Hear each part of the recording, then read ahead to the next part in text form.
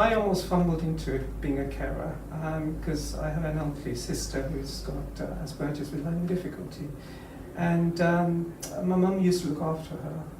Subsequently she passed away, and I was just left with looking after her, and I must admit when I first started I didn't even realise the gravity of what I took on. At the beginning I was almost scared to tell anyone that I had carer responsibilities, and I didn't even recognise it as myself. When I finally came out with it and discussed it with my boss at the time, it slowly became better. Being a nurse myself, I know the value that carers bring both to society but also into health and social care. You know, they are doing an absolute fantastic job day in and day out, so having a week to celebrate the impact that carers make is really important. And I think Carers Week is a really good time and opportunity, isn't it, for staff who may not necessarily know each other that well, but connect over something that they have commonality sharing over. Stories. Yeah, sharing stories. I think that's the key thing, isn't it? Because I know whenever I've had to deal with staff who have got carers responsibilities, I think sharing my story with them almost brings us together, and that, you know, whatever you've got like going outside also has an impact in how you work on a regular basis. There's more talk about carers and being compassionate as an organisation, and that is fundamentally positive. So from that perspective, it's a start. It's good to have that conversation, but it also needs to be embedded in the policy itself. But more than that, I think it's also the carers as well. You have to be in a comfortable environment to actually come out with it.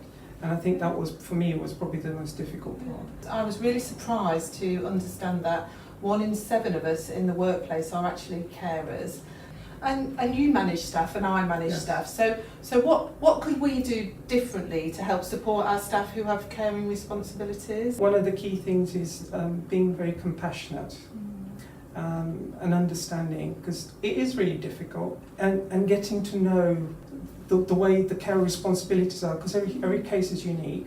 You know, I have a particular issue around making sure that I've got a routine going. Plus, you know, having late night meetings after work, or if a meeting goes on too long, you literally just have to go and just make sure that you go home and do what you need to do.